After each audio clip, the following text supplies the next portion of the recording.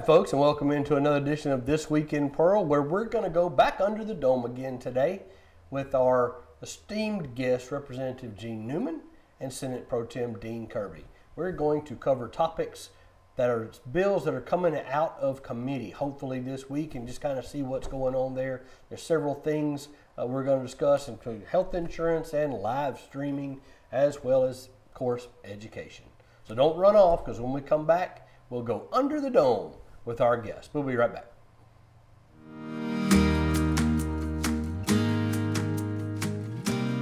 Here in Pearl, we have Trustmark Park. It seats 8,500 people. It's a great venue that we have here locally. You can catch a baseball game. We have a new team, the Mississippi Mud Monsters, so we're so excited about that. And Trustmark Park, the stadium's been fully renovated. And adjacent to that, we have Bass Pro Shop, as well as the Mississippi outlets that people can come shop and enjoy and have a great time. So it's a good place to come. It's a destination spot for our city. We did a $12 million renovation to our Parks and Rec several years ago, and what we were missing was another key area for our children to come and just be able to hang out and have fun, but also have some playground equipment that was really cutting edge. I've always thought if you can get your community together, then you can have a stronger sense of community. And I think that's what Main Street brings to the table for us. And even though we're a post-World War II city and our architectural doesn't signify a downtown, we're trying to have an area that we create that people can come together and have a sense of community.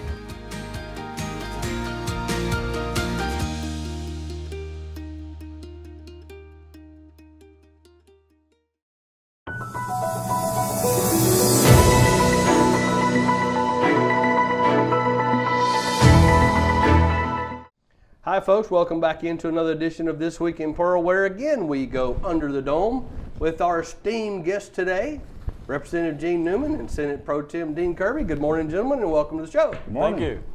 Should be a lot of fun this week. Lots of fun this week. I don't know about that. A lot of work this week. Deadlines tomorrow for bringing bills out of committee. Yes. And we had last week over 1,000 bills. I can't remember that's hit all at once, and we're doing our best to read what we can read that we think might come out of committee. Drinking through a fire hose right now. Yeah, and of course we've got 130 something items already on our calendar. We'll have close to 300 out of the 1,000 that we'll be voting on, and we got 10 days or whatever to get those. So let's talk about that just a little bit about that calendar, because last week show it may possibly change the schedule just a little. Has there been any movement on that? There hadn't been any movement because the speaker, lost his father last week, and he's been out, and we've had several committee chairs that were out. I know the Senate had several committee chairs that were out, so it's a possibility that we might bump something in a couple of days. It hadn't even been discussed, so I don't know that. I don't know why I think that, but I just believe, based on the fact that I know the transportation chairman has been out, and they haven't done anything of any importance. I think the vice chair maybe had brought a couple of small naming memorial roads and stuff like that, but that's all I've seen on the calendar.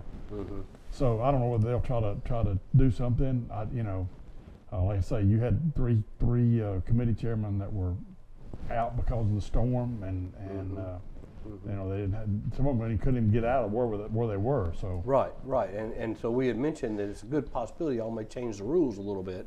It's possible. We may have to extend the deadline for introductions or for getting out of the committee. And so they bump it for a day or 2 days, something like that.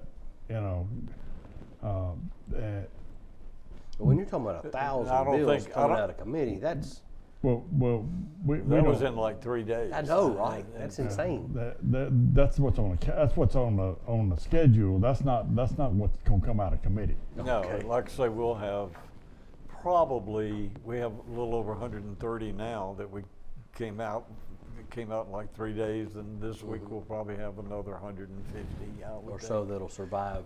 Yeah, that'll make it to the calendar. Now, how many of those will pass? Right. I mean, some of them probably won't even be brought off the calendar. I would guess maybe 20 or 25 probably will not even be brought up for a vote on the floor, but they did make it out of committee. And then the chairman finds out there's other problems, and so Right. maybe we need to study this a little more. So that's going to be a little bit of a Well, problem. we'll know, because as we film this on Mondays, everybody knows we film this on Monday mornings. You'll go in session today, this afternoon late. Hopefully, 1 o'clock. hopefully today, right after lunch. Hopefully today, all the committee chairs will be able to be there, and that's where. And you'll kind of get a feel for whether or not you push off a day or two on that. On you'll kind of get a sense. So we'll be looking for that this week. So earlier you mentioned the bills that have come out of committee there, Senator, and some of those specifically deal with education. A lot of education bills, everything from truancy officers to, I mean, there's just all kind. There's even a bill on some consolidation of schools. So there's all kind of things that have come out. We'll just have to look at them and see what they are. Now they may or may not get a floor vote, That's true. but they did survive committee. They did, and I don't know how many of those will pass, though. Right, So, right. Now, yeah. Gene, those are basically individuals of the HB2, are they not? Except for the choice part of it. Right, except for the school choice part of it. Yeah. But everything else is basically breaking HB2 into pieces, is it? That's the way I understand it, yes. I hadn't read every one of them, but Right. I think that's what it is. So the ones that survive actually get a floor vote, because y'all have got several. You said there's a bunch. Well, yeah, I can look and see how No, many you don't if you'd have to, like but- it. I would guess 40 or 50, maybe. I'd say 40. Yeah. And it's just really split. So it was good because I want everybody to know that you actually posted this on Facebook. So you go to Representative Gene Newman's Facebook account. He actually posted this. It's really cool, and I want to mention it to you guys because I'm of the opinion that don't fix what's not broke. That's right. That's Frank's opinion. Why fix what's not broke? So I want to read something to you guys. So bear with me here. So the Mississippi Education Miracle, as it's called, this is current right now as of today. Right now, Mississippi has the highest ever rate of students scoring proficient or advanced in all 4 tests. 4th and 8th graders reading and math. So that's the highest ever in the state of Mississippi. They're scoring proficient. Number one in the nation for achieving highest score increases in 4th grade reading and math since 2013. Number 1. Number 9 in the nation for overall 4th grade reading scores, and number 16 for 4th grade math scores, up from 49 and 50th. So we were dead last. We're now number 9.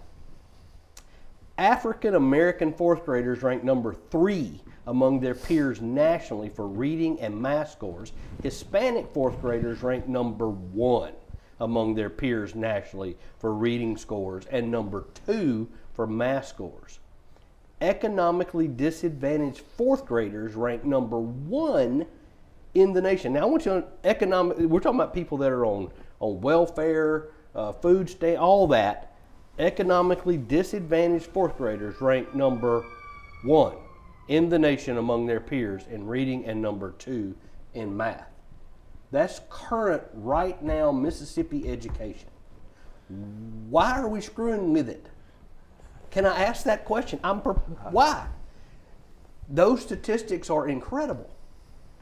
Why fix what's not broke? Well, I'm not trying to fix it, so you have to somebody trying to fix Well, it. I can't answer that question. Me neither. But everything, no matter what it is, can be improved. We know that, Sure. and that's why we have. We're like not number 40 one in bills, everything. but- We should be number 1 in everything. But Yeah.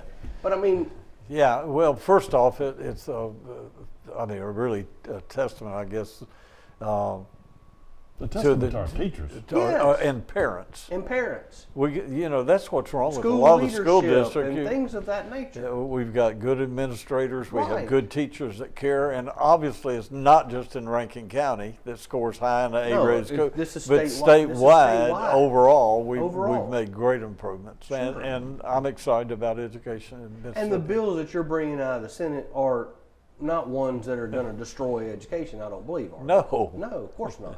Well, I fix what's not. I know people. There's a big deal about school choice, and I hear if you want to come to Pearl, move here. That's Frank's opinion. And I may not, you may not share it, other people may not share it, but if you want to go to Pearl schools, move to Pearl.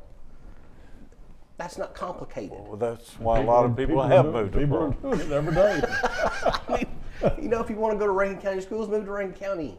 If you well, like Brandon and you want to go to Brandon, move to Brandon. Why would anybody want that? I don't know, but some people do, apparently. We have a good thing. Let's not mess it up. Right. But we can improve it. I'm not saying we can't improve everything. I mean, there's always room for improvement, no matter what the issue is. Right. But if it's not broke, don't fix it. It's this old saying. That's right. Right. If it's not broke, why are we fixing it? And Yeah. I don't. And- I'm not saying that House Bill 2 is bad. I'm not saying that. I'm not saying that the things coming out of the Senate education are bad. I'm not saying that either. And Gene and I aren't educators. So, I mean, we need to go to the professionals that know what they're doing and talk to those people about what can we do to improve things. We don't need to be telling them what they need. They need to be telling us what they need. That's Right. the way I feel about it. And that's what we try to do. And is that not kind of what we're doing in the state? Yes. And it's working. And it's working. And we need to keep working. Keep working. Keep working at it, right? But I mean, that's a good job you guys have done. I mean, that's statistics that are out right now, and Yeah. thank you for reposting that. Yeah. I do appreciate it. So From Fox Business. from News. Fox Business, that's right. It was really good. You can go back and watch the video. Well, the schools and the nation talking about Mississippi and the Mississippi Miracle, not just people in Mississippi. That's on Fox Matter of fact, Business. there's probably more people out there out of Mississippi than in Mississippi talking about the miracle. Talking about the miracle, right? But what that does, it helps not just the image and the reputation of our state, but it's bringing in industry. It is, which we talked about last week. So yes. If y'all missed that show, you should go back and watch it. We talked about it last week because it's a really good one. We talk about industry Yeah. coming in, what that means for education and Yeah. the tax base and the amount of money that's going to go into some of these school districts. I mean, that's incredibly large. Yeah, Could and be, potentially. as far as the Senate, and I'm not in the House, so I'm not going to comment on the House. As far as the Senate, though, we have a really, really good chairman in Dennis DeBar from Waynesboro. He's a good education chairman. He's very bright, and he wants things done right. Even if he is an attorney, he wants things done right. Sure. He's really good, and anything comes before the committee, he feels like's worthy of it. We did pass the one big bill, or the one important bill, I guess, in the beginning. Second day, I Right. guess, where a school does have to release a kid. But other than that, we didn't change anything. Any school district, they run the school, not the state. I mean, we're giving the school districts the authority to make decisions on whether or not they accept a kid. At the local level. Yeah, Right. You're not that's mandating right. it from the capital. That's right. They know more about what they're doing than we do. And that's not just true in education, that's in Sure. everything. So Sure. you've got Well- to talk to the people that are involved in it, that understand it, and get their opinions, and not just what someone suggests. Well, we'll definitely keep our eyes on it and see what comes out of the Senate, because ultimately Well- we'll go over to Representative Newman's side over there and I see will- what they do with it. I will be totally shocked if House Bill 2 even comes out of committee, and I'll be even more shocked if it were brought up on the floor and passed. So you just don't see it happening. I don't see it happening. I don't see anyone on the committee voting for it to begin with. And at one time we had 7 out of the 52 people that said they would consider it. Okay? 7 Yeah, out of 52. right. That's not going anywhere. That's not going anywhere. No. So you basically chopped it up into individual pieces. Yeah, because there's some really good parts There's of that some really bill. good parts in it that y'all have chopped up.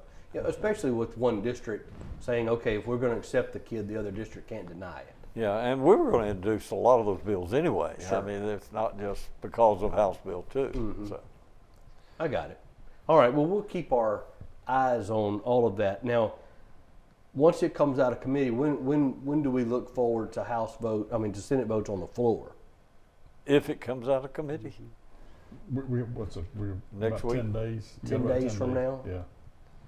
So we'll have a pretty good idea by next show Oh, yeah. what's where we are. where we are on all of that. So we'll revisit. Oh, we'll definitely know if that bill died in committee or not. Right. All right. So I want to touch on a couple of other ones. One in particular that you are involved in is Jill's Law, one that you put out. It's House Bill 565. Well, It's I didn't requiring put state. it out. Yeah. You're behind it. Right. You're supporting it. You're requiring state-regulated health insurance plans, including Medicaid, state and school employee health insurance, to cover biomarker testing when it's medically necessary to diagnose, treat, and monitor patient care. So the bill is known as Jill's Law, and it's named after Jill Urey, who is from the coast. Casey Urey is a fellow House member, former law enforcement officer, but he served in the House for a good while now, and it was his wife, and she passed this past year from cancer, and the biomarkers made a difference in her treatment, and she fought this for a long time. Sure. And the biomarkers made a tremendous difference in her treatment and stuff. So that's the reason we wanted to name the bill after her. And so it's something that we believe is good and necessary. Okay. It would help other people, and not just cancer. I think there's some other diseases out there that it can help with. Right, because the biomarkers, you're going back and tracking that to see, and I don't fully understand it either, but I guess health insurance plans don't normally pay for this? That's right. They don't. I mean, health insurance try to keep paying from anything, but Sure. Yeah. So this would force them to pay for it. Okay, and track it. Well, it's a good thing. It is a good thing, but you do have to be careful with mandatory coverages Yes. for the simple reason health insurance is high right now. And every time you mandate that something else be covered, then you get ready for the premium to go up. Of course. But again, some things are necessary and should be done. So, yeah. Well, I was going to mention that because just piggybacking off of that same thing, you've got House Bill 1117 that you're behind as well, creating transparency in accounting in dental services. Now, everybody that has dental insurance knows that dental insurance doesn't pay diddly. It don't pay anything. Right, and I was kind of, we didn't have this already, so tell me a little bit about this. Well, I mean, the dentists are number one is the dentists aren't getting paid from dental insurance. The so small amounts that's paid, and their expenses are so much. I can't imagine how much it costs around general dental practice, let alone some of these specialized dental practices. And with the insurance companies not paying anything, and then people going in and all of a sudden they've got a huge dental bill. I mean, all this bill does is requires insurance companies to show how much expenses and revenue they have. We have the same bill basically, and all it does is say this is how much you collect in premium, this is how much you pay down in losses. So this is probably going to survive committee, more than likely. I would think it probably will. And it'll get a floor vote, Yeah. up or down. Because I can't believe we don't do this already on dental insurance, and maybe even vision and all the other ones. Because vision's about the same way. Vision's a little bit worse.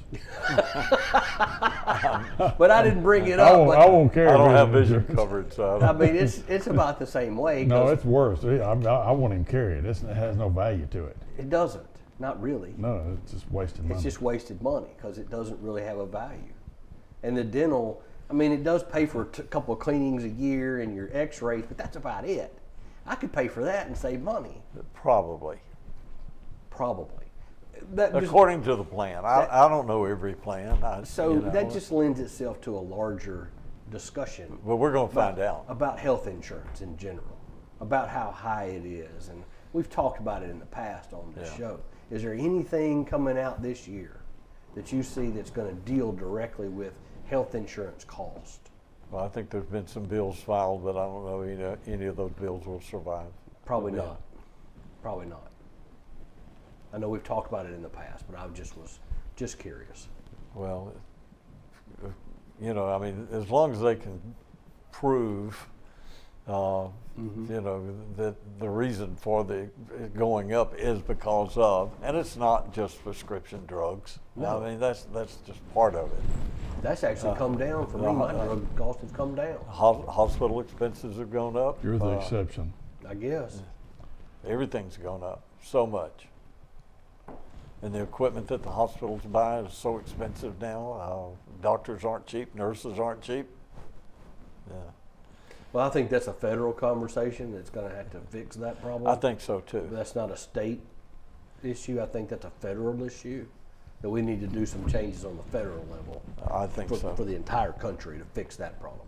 And I think Trump's on the right path with pharmacy, with favored nation, and all of those. Because honestly, like for instance, I know like my prescription medication for my wife has gone down 30%. I don't know why, but it has. I'm not going to argue about it, but it has. You know, Cindy Hyde-Smith, our senator, has made a big move on that, and making companies justify the expense or the cost. Right, or the cost. Yeah. But I think that's more of a federal issue. But I couldn't believe when I saw that, Gene, about the dental stuff, that we're not making them do that already. That seems like a no-brainer. How did we miss that? Okay.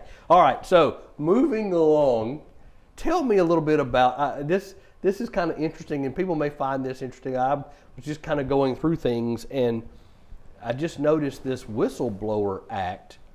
You know, it's tailored Mississippi state government specifically. It's House Bill 1169. It's modeled after the federal government, but it's seeks to promote accountability and deter corruption and inefficiency in the public. So we don't have that already? No. I mean, you'd think that the state auditor's office would do that already. You would think. But we did pass a whistleblower law several years ago where you couldn't fire an employee over that. Yeah. But this is like rewarding whistleblowers. Like, it almost seems like it's opening Pandora's box, if you ask me, because you're like, I'm going to pay you money or some remuneration for your information. I'm great for protecting whistleblowers, but it almost seems like you're gonna, I don't know, you tell me. Is that, Gene, what's your thoughts? Yeah, I mean, that's the way it sounds to me too. Right, it almost seems like a Pandora's box. That's what it is. I mean, but the state auditor, let's just leave all that alone. Okay. Okay, we will. Senator, on your side of the House, y'all have created a bill to stream all public meetings. Yes. Senate Bill 2259, the People's Access Act, and it requires official meetings of any public body to be broadcast via live stream. Agendas and supporting documents also required to be broadcast to the public. Now, we here in Pearl do that already, but there are plenty of places that don't. I have two questions behind that. One, are you going to provide any funding for places like Itawamba or, Itawamba's got Kahoma or some that may be challenged in because rural spots really do suffer still with internet connectivity and things of that nature. There are other reasons, not just economic, but there are other reasons why. But I think most of the states covered with broadband now. It's getting there.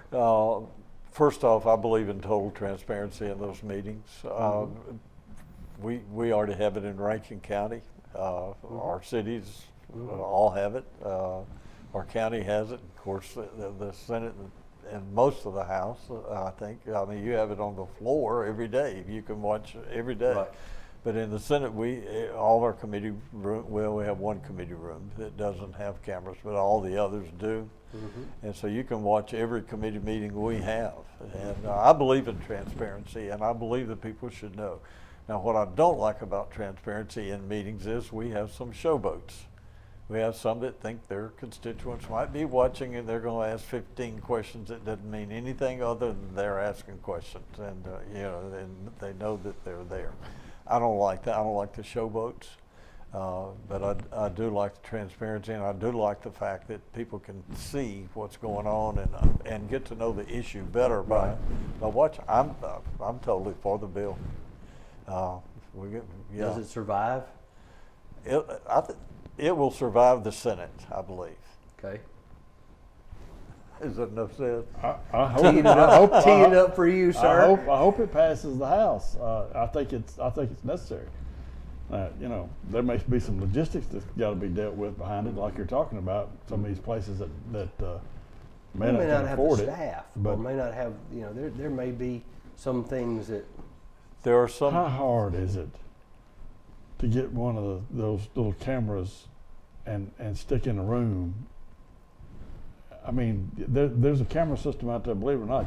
It's like $5.99, and you can, you know, record sound and all that stuff. You know, how hard? All you got, as long as you got Wi-Fi in the room, it'll do it. So, you know, I don't believe that's really an excuse. You would be surprised of the phone calls that I get about people wanting to live stream and not knowing how and not having, Really? you know, the No, I believe that. But I mean, knowledge. a lot of people don't know how to do it. But Well, some people don't have computers it's true. or phones. That's hard to believe, but I know, it's true. right?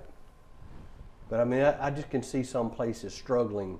That's why I was just wondering: is this going to survive? And if it does, the current form it's in, does it morph into something? Yeah, now, you know, live streaming has disadvantages too. Like in some of the committees, I've heard members say, I really wanted to say this, but I didn't want to get sued by saying it by someone else.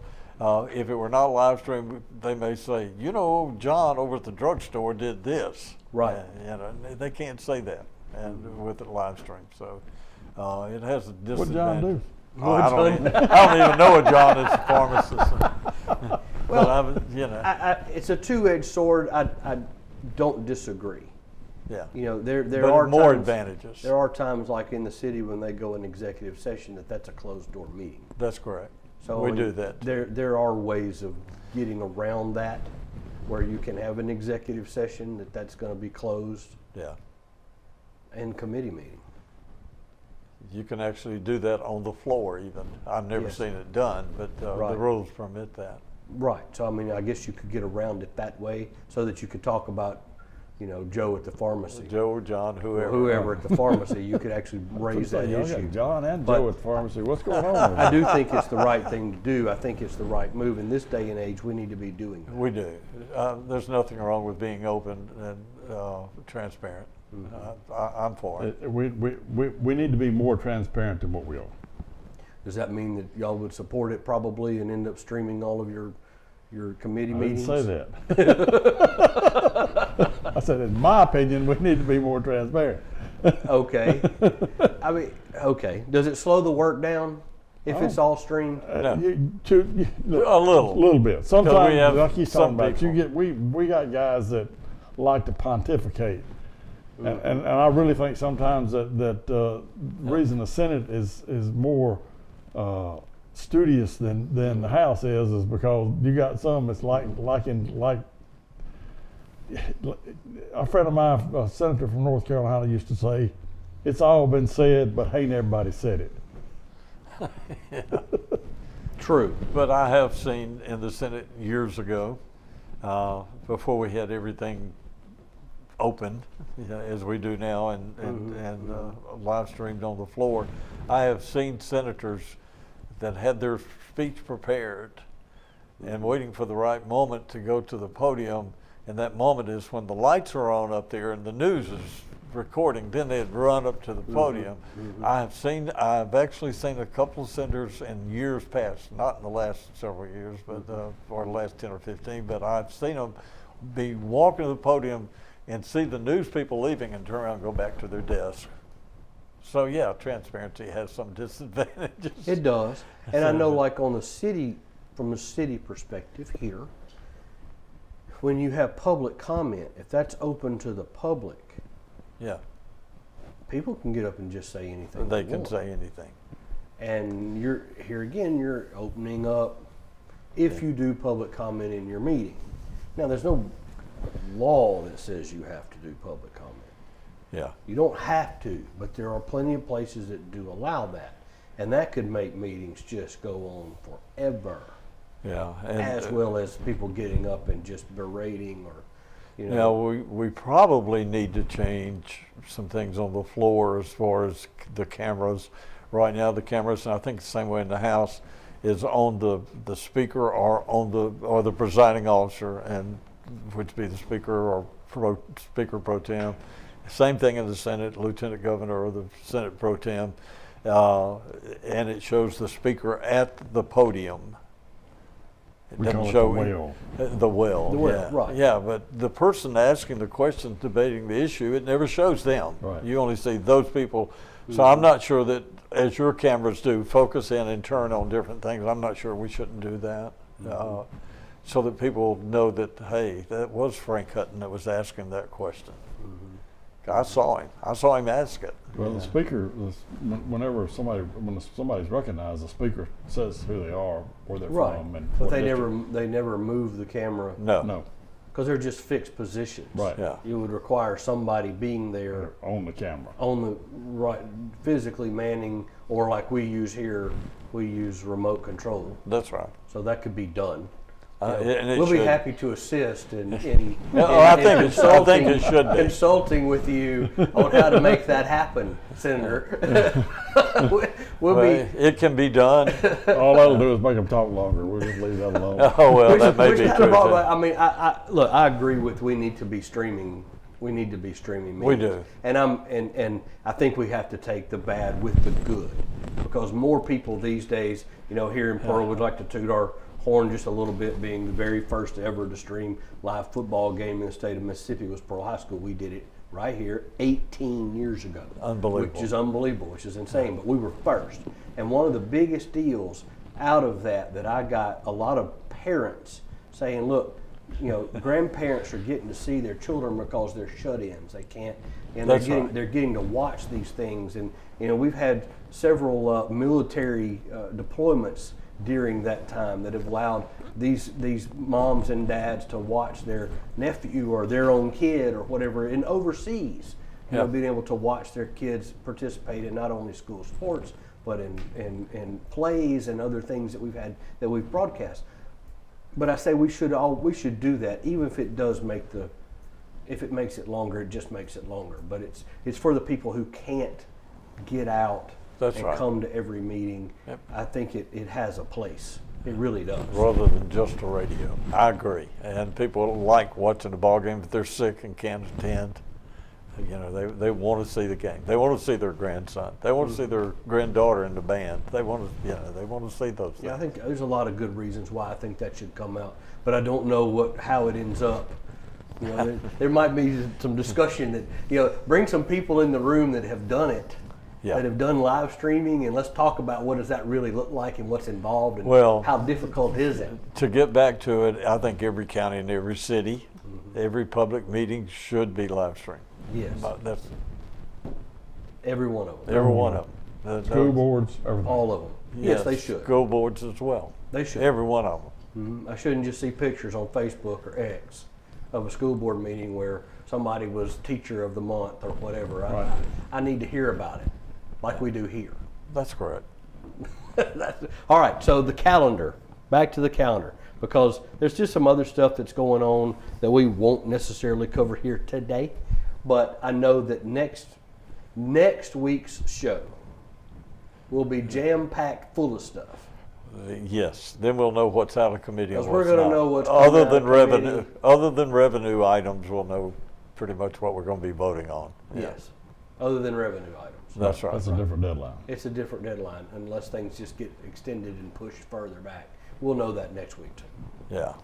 There's a lot we're going to know next I don't week. know that revenue will change, but I do think general legislation, we're probably going to have to add a couple days. And I we mean, may we'll- not. We may decide the objective of the legislature is to kill bills, not pass them. I mean, I looked at our schedule. I think tomorrow we've got a meeting that starts at 6. I don't know how long it'll go. You go to 8, 9, 10. I 6 don't in know. the evening. Uh-huh. It has to. We have to be in the clerk's office by 8 o'clock. Eight So o'clock is a tough that's true. If cutoff. we start at 6, it's got to be by 8. So it'll go at least 2 hours Yeah.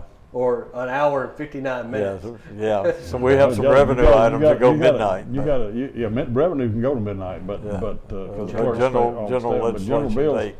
clerk's office closes at 8, and the bill has to get. In other words, you have to stop the meeting in time for the bill, for the attorney to approve the thing and get it up to the clerk's office. So Yeah. Yeah, it's got to be stamped Deadlines. by the docket Deadlines, room. So how much reading are you guys doing right now? A lot.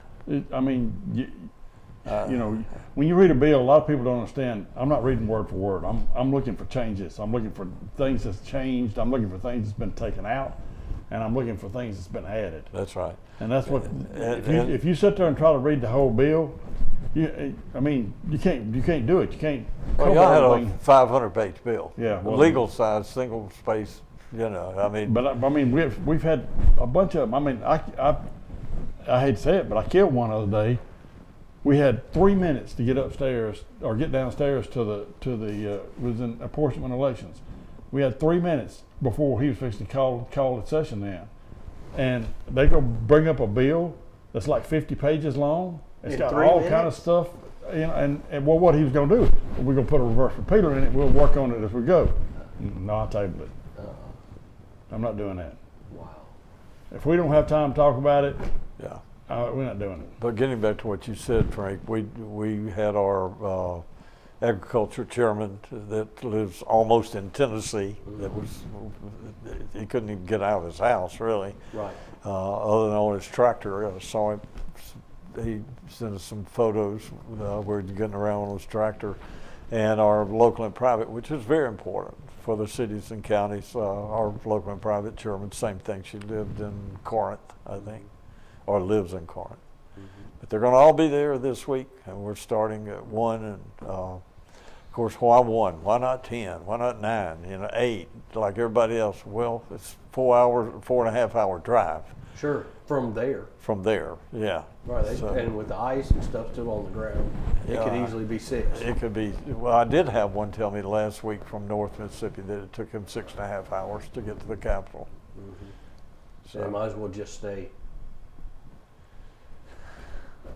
And we had some last week that actually knew the storm was coming and spent, like in Oxford, Senator Boyd, Nicole Boyd, she didn't go home. She just stayed here over the weekend so she Right. could, So she could be here. yeah, and work on bills and get some things done. So It's a sacrifice. It really is. The it- service in the. I don't think people really understand this The pro tem and I have it very easy. because We you get to live come right here. home every Yeah, night. you live Yeah. right here. Those guys that live up in the far corners of the state, Yeah, either Corinth. corner, Yeah. well, those ladies that are, especially that have small children, Yeah. and they can't go home. You know, one end Or or the other. Well, that's right. You know, it's a hike for them, especially.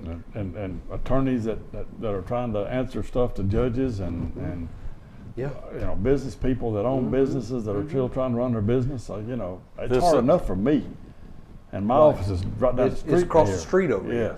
Right. Yeah, it's a full-time, part-time job. It is. It's very, very difficult.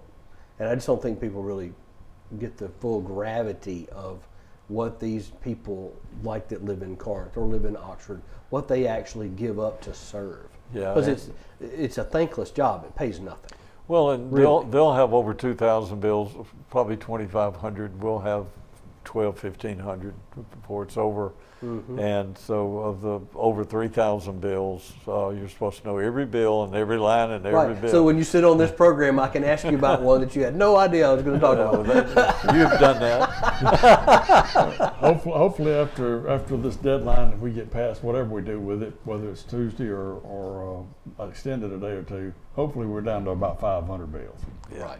and then we're down to about 200. And then we'll get into some meat, Yeah. and we'll really be able to really break down as to what is school choice going to look like. How is that going to survive? Is it going to survive? What does it look like? What are all the educational bills that are coming out? What are they going to look like? I mean, we'll really kind of get some ideas in the next couple of weeks. what Yeah, I that's think gonna do. education, public health, of course, judiciary and crime is always an issue. Every year. That's going. And we didn't talk about it today. We're not going to talk about it today. But we didn't talk about PERS. We're going to leave that alone for right now. We'll wait and see what it comes out of committee. Yeah. You know, for those sorts of things, because that's really kind of what we're in a wait and see on committee. That's true. And that's kind of where we are right this minute. And Money-wise, we're all waiting to see where we are on Medicaid. Yeah, and Medicaid's the huge part, right? It is.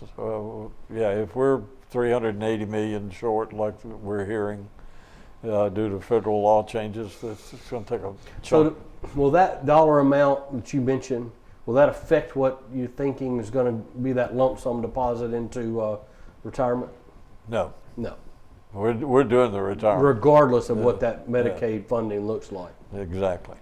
And I know the Legislative Budget Office has really been crunching those numbers for you. They have. We talked about last week, about how they came in just within 1% of estimated revenue. And revenue is supposed to be up this year, obviously. So. Yeah, like I said last week, though, it's leveling off. It is. It's not as it was gaining so quickly for so many years. It's not now. So, yeah. We'll see. Yeah. Hang on. And I will say this, I read this weekend where several states, I would say more than half the states, are running deficits right now. And a lot of those are the ones that had Medicaid expansion. Yes. And it's killing them right now. But not all of that. That's not all the reason. I mean, they gave a lot of tax incentives. They gave all kind of raises, and they did all these things because they had money. Now, at once, the money's gone, and it's recurring expenses. Mm-hmm. So you have to be very careful. Yeah. But our Legislative Budget Office does a really good job, and we hope to have them on. We hope to get them in here. Soon as session's over, actually. Yeah. They've agreed to do that. Yeah. And we have several Pearl and Rankin County people that work for the Budget Committee, so it'd be good. I think people need to know how that works. Yeah. And understand that so they get a grasp. I mean, we like to educate on this show and hope that our citizens understand what it takes to actually get a bill through the legislature. Because as you pointed out earlier there, Gene, the legislature exists to kill bills, not to pass them. That's right. Yeah, it's a lot easier to kill one than pass one. I tell you that. Right. I've learned a lot. Sitting right here in this chair and doing all this, I've learned a lot. Anyway, thank you, gentlemen. Well, you're welcome. For coming by to see me today. I appreciate it. Looking forward to next week. Appreciate the people watching it and trying to understand what we do. Mm-hmm. Yes, agreed. And hopefully they learn. I know they do because they tell me they learn stuff. Yeah. I know they do. This is very informative, and thank you guys. Well, the chairman this week have a lot of pressure on them. Yeah, they do. They really do, of all the different committees, because people are begging them to bring a bill out that they find out that their constituents are against, and it's kind of puts them in a corner. As the guy said, some of my friends are for it and some are against it, and I always vote with my friends. So. Oh my, well thank you guys very much. I appreciate it. Looking forward to seeing you next week and what actually comes out of all this soup you guys are cooking over there. Yeah, we probably next week the show may go a little longer. It might go a little. We're going to be prepared for it to go longer. Anyway, thank you guys very much. Thank you. All right, so y'all don't disappear on me, because when we come back, we're going to talk about a little bit about what's going on in Pearl. We'll be right back.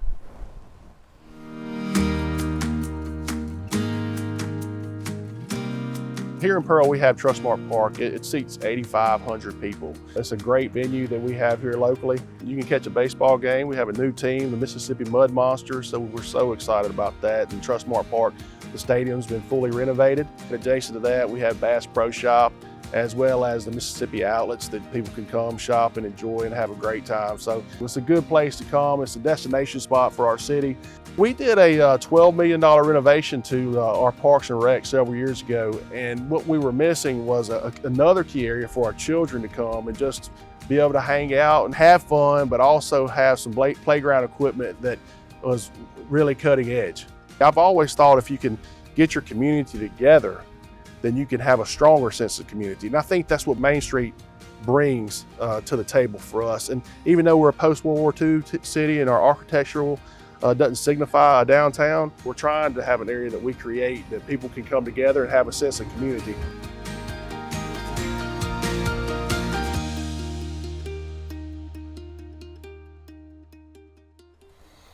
Hi folks, welcome back into this edition of This Week in Pearl, where we just went under the dome with Representative Gene Newman and Senate Pro Tem Dean Kirby.